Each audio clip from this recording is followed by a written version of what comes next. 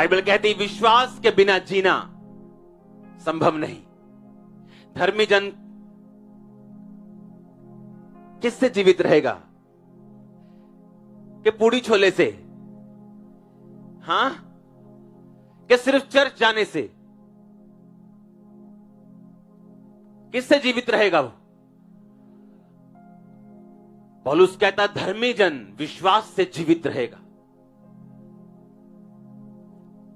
इसका मतलब आपकी फाइट होगी और फाइट का स्थान आपका दिमाग होगा और हर वक्त लड़ाई होगी अविश्वास की विश्वास के साथ। क्योंकि धर्मी जन कैसे जीवित रहेगा? सो मेनी क्वेश्चंस, बहुत से सवाल, बहुत से शक। ऐसा क्यों, वैसा क्यों? पता है क्यों? ताकि आपके विश्वास को हिलाया जा सके। क्योंकि शैतान को मालूम है कि धर्मी जन के अंदर जब विश्वास नहीं होगा वो मर जाएगा। पाप की शुरुआत कैसे होती है? जब व्यक्ति विश्वास से गिरता है। शैतान विश्वास से क्यों गिराता है? क्योंकि वो उस व्यक्ति को पाप में और अपनी दिशा में लेके जाना चाहता है। क्योंकि अगर आप विश्वास में रहेंगे और आपको विश्वास होगा कि प्रभु यीशु मसीह परमेश्वर है, तो आप उसके वचन फॉलो करेंगे, आप चर्च भी जाएंगे, आप फास्टिंग भी करेंगे, आप बोएंगे भी, आप पवित्रताई में भी रहेंगे। लेकिन शैतान आपसे फाइट करेगा आपके विश्वास को हिलाने के लिए, क्योंकि उसे पता अगर ये हिल गया तो उसके बाद मेरा एंटर करना आसान होगा। क्योंकि हर वक्त आपकी लाइफ में लड़ाई रहेगी अविश्वास की विश्वास के साथ। क्योंकि शैतान को यह वचन मालूम है कि आप किसके साथ जीवित रहेंगे। पौलुस कहता है इसी विश्वास को दूर करने के कारण कितनों का वो समुद्र में जहाज, उनका जीवन रूपी जो नाव है वो डूब चुकी। इसलिए यह जरूरी है हर एक विश्वासी का कि वो जीवित चर्च का मेंबर होना चाहिए। हर एक विश्वासी का, हर एक क्रिश्चियन का, वो चाहे मुझे दिल्ली में सुन रहा है, चाहे बॉम्बे में सुन रहा हो, चाहे इंग्लैंड में सुन रहा हो, चाहे यहां सुन रहा हो, क्योंकि जीवित चर्च बहुत सारी है दुनिया में। हालेलुया। क्योंकि वहां पर आपका विश्वास मरता नहीं। क्योंकि दिन बुरे आते हैं, दिन परीक्षाओं के आते हैं। हर एक स्टूडेंट की लाइफ में परीक्षा आती। ऐसा एक भी स्टूडेंट यहां पे नहीं बैठा होगा जिसने ये बोला होगा कि मैं बिना पेपरों के हर साल पास हुआ हूं।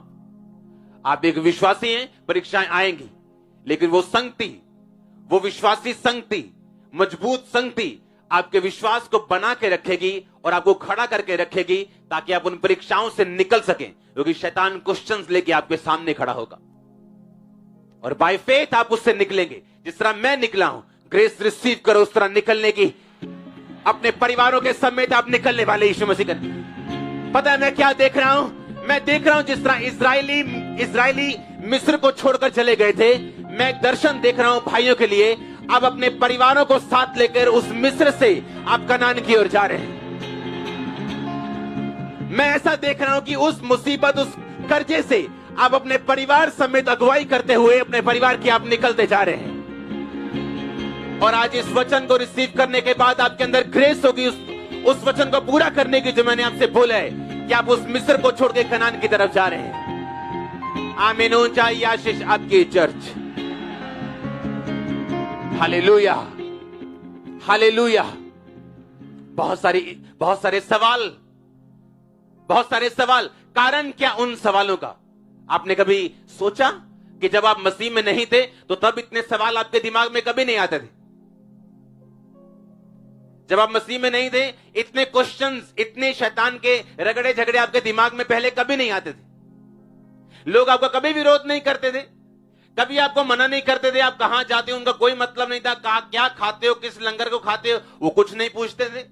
पर जैसे ही आप मसीह में आए उन्होंने पूछना शुरू कर दिया, चर्च जाते हो क्या, धर्म बदल लिया क्या, कितने पैसे खाए, कितने पैसे लिए, कितने पैसे दिए। क्यों? क्योंकि शैतान को मालूम है कि ये असली डॉक्टर के पास चला गया। उसे मालूम है। नहीं तो पहले इतने क्वेश्चन नहीं थे क्या? हम बहुत जगहों में जाते थे, कभी क्वेश्चन नहीं थे। लेकिन मसीह में आने के बाद क्वेश्चंस क्यों? क्योंकि शैतान उन क्वेश्चंस को पुट करता है, क्योंकि उसे मालूम है कि इसका विश्वास अगर बना, अगर ये विश्वास में खड़ा रहा तो ये जीवित रहेगा। उसका फाइनेंस, फैमिली लाइफ, उसका शरीर, सबसे बड़ा उसकी आत्मा जीवित रहेगी, और ये वो नहीं चाहता। हालेलुया। और जब सवाल मन में आते हैं, आप जानते बहुत से लोग उन सवालों का जवाब शैतान को नहीं दे पाते, और उसके बाद वो अविश्वास में गिरते हैं और वही काम करना शुरू करते हैं जो शैतान उनकी जिंदगियों से चाहता है। अब उनका नाम पीटर, पॉल, पौलुस कुछ भी हो सकता है, लेकिन अंदर से वो जानते हैं कि वो विश्वासी नहीं है। क्योंकि विश्वासी जीवन जीने के लिए आपको विश्वास से, फेथ से जीना पड़ेगा। हालेलुया। एक वचन को मैं आपके लिए पढ़ूंगा, मत्ती की पुस्तक, उसका 2 बाब, उसकी 13 से लेके 18 आयत तक। मैथ्यू 2:13-18। उसके चले जाने के बाद प्रभु के एक दूत ने स्वप्न में यूसुफ को दिखाई देकर कहा, उठ, उस बालक को लेकर और उसकी माता को लेकर मिस्र में भाग जा, जब तक मैं तुझसे ना कहूं तब तक वही रहना, क्योंकि हेरोदेस इस बालक को ढूंढने पर है कि उसे मरवा डाले। तब वह रात को ही उठकर बालक और उसकी माता को लेकर मिस्र को चल दिया, और हेरोदेस के मरने तक वही रहा, इसलिए कि जो वचन प्रभु के भविष्यद्वक्ता के द्वारा कहा गया था पूरा हो, कि मैंने अपने पुत्र को मिस्र से बुलाया। हेरोदेस ने देखा कि जोशियों ने मेरे साथ धोखा किया, वो क्रोध से भर गया, क्योंकि वो जोशी उसके पास गए थे और बोला था कि इस संसार का राजा जो पैदा हुआ है वो कहां है। तो वो डर गया राजा कि कहीं मेरी जगह ना वो ले ले, और उसने कहा जाओ तुम उसे ढूंढो, जब तुम्हें मिल जाए तो मुझे बताना, ताकि मैं उसे मार दूं। पर यह बात उसने उनको नहीं बताई। और जब वो उनको मिल गया तो परमेश्वर ने जोशियों को बोला कि ये सर्वशक्तिमान परमेश्वर है, किसी को कुछ नहीं बताना, चलो अपने अपने रास्ते भाग जाओ, अपने अपने घर चले जाओ। और जब राजा को मालूम हुआ कि जोशियों ने मुझे नहीं बताया कि वो कहां है, तो वो गुस्से से भरा। उसके बाद उसने क्या किया देखो, उसने जोशियों द्वारा बताए गए ठीक समय के अनुसार बैतलहम और उसके आसपास के स्थानों के सब लड़कों को जो 2 वर्ष या उससे छोटे थे मरवा डाला, ताकि जो वचन भविष्यद्वक्ता यिर्मयाह के द्वारा कहा गया था पूरा हो। रामा में एक करुणा नाद सुनाई दिया, रोना और बड़ा विलाप। राहेल अपने बालकों के लिए रो रही थी, शांत ना होना चाहती थी, क्योंकि वो अब नहीं रहे।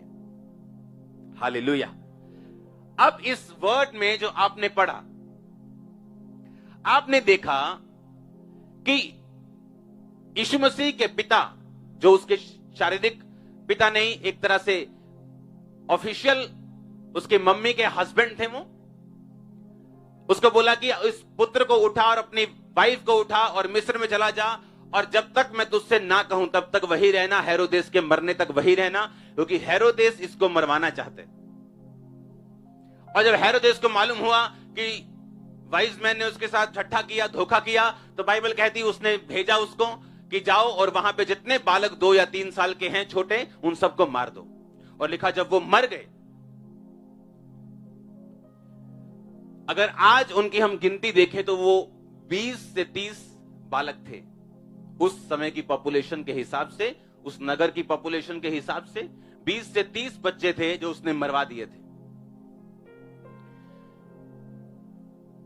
अब मैं आपको एक बात पूछना चाहता हूं, क्या उन बच्चों का कोई कसूर था कि वो मारे गए?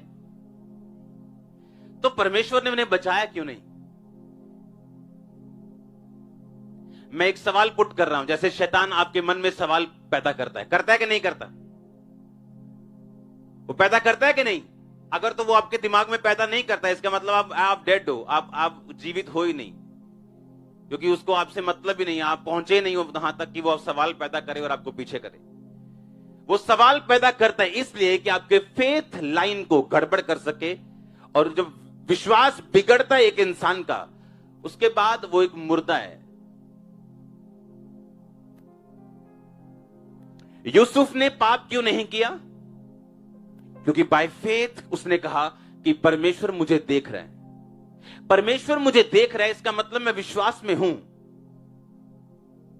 और दाऊद के भाइयों ने पाप किया क्यों? क्योंकि उनको फेथ नहीं था कि परमेश्वर जीवित है।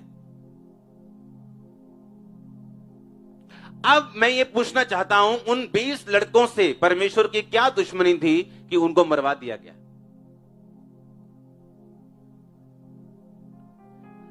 कई बार शैतान आपसे सवाल नहीं करता, ये हॉस्पिटल में अगर इतने लोग बीमार हैं, क्या परमेश्वर इनको देखता नहीं? क्या परमेश्वर के दिल में नहीं आता कि इनको बचाया जाए? ये क्यों मर रहे हैं लोग? ये एक्सीडेंट हो गया, ये भूचाल आ गया, ये हो गया, लोग क्यों मर रहे हैं अगर परमेश्वर जीवित है तो? ऐसे कई तरह के सवाल शैतान आपके दिल में डालेगा, आपको तंग करने के लिए और आपकी विश्वासी लाइफ को गड़बड़ करने के लिए।